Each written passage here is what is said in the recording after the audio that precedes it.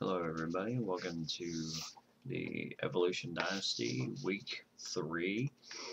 Uh, week 3, but this is a Week 2 show. So, welcome everybody tonight. I am your host, as always, Bama Grad, and I'm here to bring you all the fun stuff that's been going on with the Season 2 of the Evolution Dynasty. And as you can see, it's been quite a week and quite exciting week of games and stuff.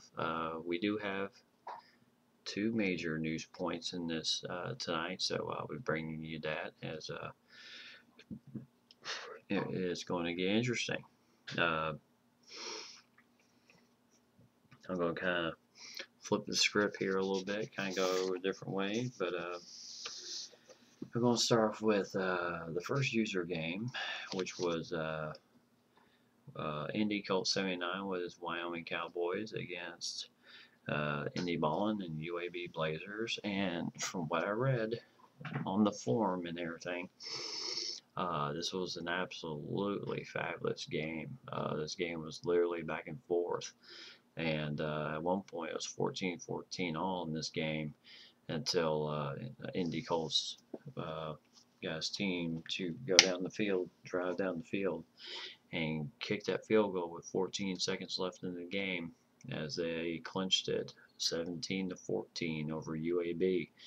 And a big win there for Wyoming Cowboys. They are now 2-0 on the year. Quite turnaround. I tell you, Indy Colts must have gotten in some good boys this past recruiting season, because right now 2-0 is looking absolutely fabulous right now. And they, like I said, that was a fabulous game by both users. It's kind of par for the course for users in this league. We always have close games. Very rarely will there be blowouts between users unless somebody's just having an absolutely bad night. But like I said, this goes down as one of the nominees for Game of the Week. And I'm definitely going to rate it up there. One of the things I'm going to I'll go into that a little later. That's my nominees. This is nominee number 1 for Game of the Week. Indy Colts 79 and the Wyoming Cowboys against Indy Ballin and UAB Blazers. And as I said before, Wyoming won this game. And the next on the list, another user game for Indy Colts 79 as he battles T2 and the Rice Owls, and I'll get into that game a little later too. So it'll be a fantastic battle there in that game. RYTY 30. Well, actually, I want to skip him. Utah State Aggies and Emma Frisk. Was kind of hoping to get off the schneid after losing to Utah early in the year or last game. So they were kind of hoping to get off the schneid against BYU. And I'll tell you, BYU must be a very improved team from last season, because they were just horrid last season. But they've definitely got to turn around as they just torched the Aggies 52-28. So kind of a rough beginning there for Emma Frisk as he drops to 0-2 on the year.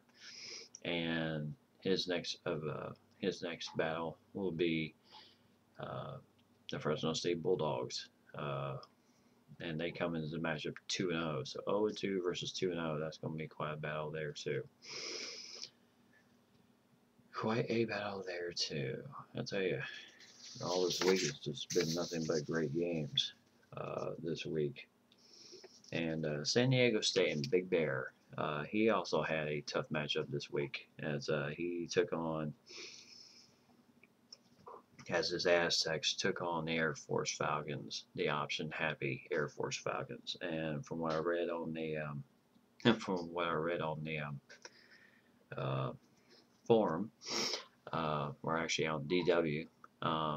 He had a time trying to contain the Falcons offense, but he did enough to squeak out the win 38-34. So the Aztecs are now 2-0 on the year. And great job by Big Bear getting his team 2-0. So he's doing some things right with San Diego State. And I applaud you, my friend. You are doing a fabulous job with that game. You did a heck of a game there, too. All right. Now I'm going to go into my streak busters this week. I had 2 users. Danny Boy 0003 on a 6-game, 6-game winning, I think 5-game winning streak. Going for number 6. This was his, actually, he was on a 6-game winning streak. He was 5-0 after last season, including the bowl win. And he got win number 6 the last week. And he was going for number 7 tonight as he took on RYTY 32's UTEP Miners. And it was a battle to be had. But in the end, RYTY 32, who I played last season, and our game was a 14-7 game won by RYTY 32. But that just tells you how tight our game was. This game was a little bit more scoring than our game was. We had 21 points total in that game. But this game was a little bit more scoring. But RYTY 32 pulled out a 7-point win, 24-17 over Danny Boy 0003. So the streak is over for Danny Boy, as he will have to regroup as he takes his first loss since he's taken over Nevada. And no doubt he will have that team ready and going for next week. And he's got a tough task to deal with because he's got the UCF Knights and Sox and Gators. And that will be a very tough matchup for him there. And also on the other end, Semi 24 and the UNLV Rebels hoping to erase what was just an absolute bad game against Wisconsin last week, as he took on Bob Jr. and the Louisiana Tech Bulldogs, and Bob Jr. won the previous week in a very tough win. This week he was going for 2 wins on the season, and going up against UNLV and the option-based offense that Semi 24 is doing with the Rebels this year.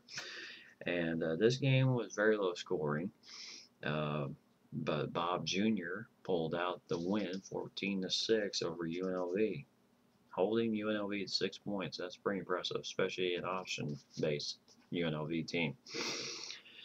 I'm not sure if Semi 24's got the whole gist of the option yet, but I'm sure he'll get it going once he gets familiar with it, knowing when to read the defensive ends, pitches, all that type of thing. It takes time. I tell you, I ran option in high school, but I tell you, playing it and then playing it for real is one thing. Playing on a video game is another, because you have to get your timing down and everything else. And that's one thing I had to do because I've basically, anytime I've done an offline dynasty, I've always run option with the teams I've chosen. And those have taken time to get used to. With your pitch, you have to read your defense, and also make sure your running back isn't covered, because if you pitch and that running back's covered, then that's going to be a interception of sorts to the defense. So no doubt that Semi 24 will get things rolling once he gets this down. But he drops to 0-2 on the year, and next week he's got a very tall task in the Texas Longhorns, the Gabe Gilbert Texas Longhorns team. So we'll see how Simi does there. Hopefully he won't drop to 0-3. Buddy, I'm pulling for you. I think it's a great idea. I think it was a great idea going with a change in the playbook. But just give it time, and I think you can do it. No problem there. And the other streak buster this week, Sox and Gators, UCF Knights. He was going for, and I called the prediction early this season. I said 2 Sox and Gators, 2 undefeated seasons back to back, 14-0. He stated to me on the forum that that probably was not going to happen because he lost a good bit of talent from his teams from a year ago. But I think, with the new recruits and everything, I was thinking everything was going to be A-okay. But tonight, he took on Colorado State in H22. This was a battle between two users who, at the end of last season, were ranked in the top 25. So no doubt this was going to be a battle here, and it definitely was. As H22 pulled out the 21-13 win, so the streak is done for Sox and Gators as he drops to 0-1 on the year. This was his kickoff, and no doubt he'll get that team rolling again and get things going. But tough loss for him there, and I think heck of a job by Sox and Gators, especially after last season.